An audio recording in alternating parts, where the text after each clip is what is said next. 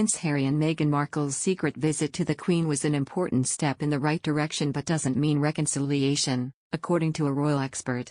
The Duke and Duchess of Sussex shocked onlookers at Windsor Castle on Thursday evening, April 14, when they showed up for a quick face-to-face meeting with the 95-year-old monarch. Palace staff were reportedly taken by surprise too, and it is not yet known whether they had been given advance notice of the visit.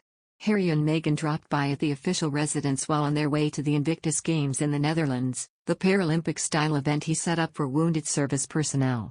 Royal author and host of the Today for Daily podcast Ms Scofield, whose upcoming Princess Diana book R is for Revenge Dress is out on November 15, was doubtful that they went into heavy negotiations or debate with it, more likely a simple and friendly courtesy visit.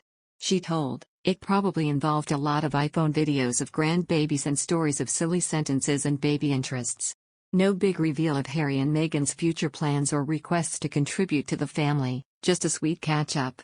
Ms Scofield went on to describe the meeting as an important and sacred step for Harry and his grandmother, adding, "I don't think a reconciliation will be immediate, but I certainly think that it's a step in the right direction." Reflecting on the significance of the meeting, she said, "This was a much-needed visit between Prince Harry, Meghan, and the Queen. The couple risked looking heartless and cruel with their lack of presence at Prince Philip's memorial and being MIA during the Queen's recent health issues. Deep down, I believe that this was something that Prince Harry knew he needed to do because our time is limited with the Queen and things have been complicated over the last few years between Harry and his family."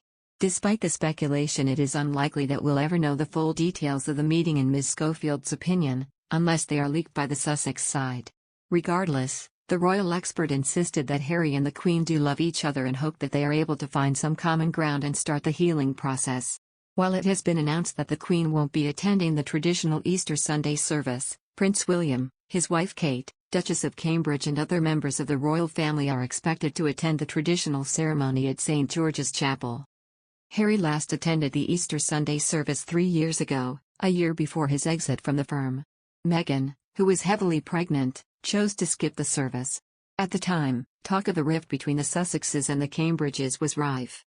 It had recently been decided that the couples would split their households. Kate and William stayed at Kensington Palace, while Harry and Meghan relocated to Frogmore Cottage in Windsor. The Easter service only furthered speculation that tensions were brewing.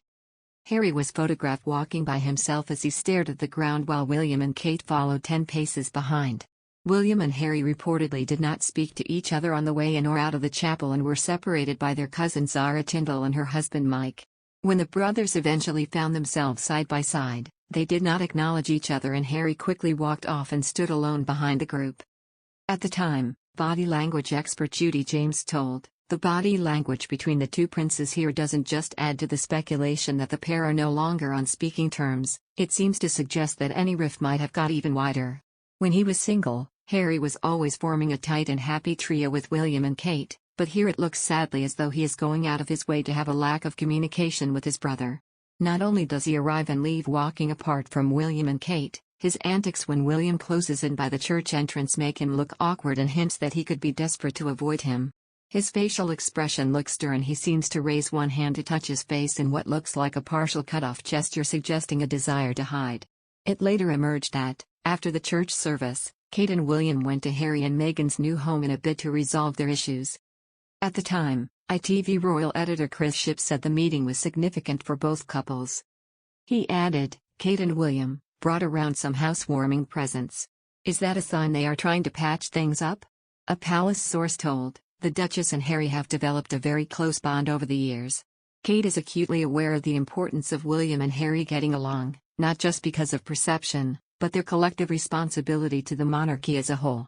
Harry has acted as counsel to his brother throughout William and Kate's more turbulent years, and the three of them had gone on to form the most tremendous partnership.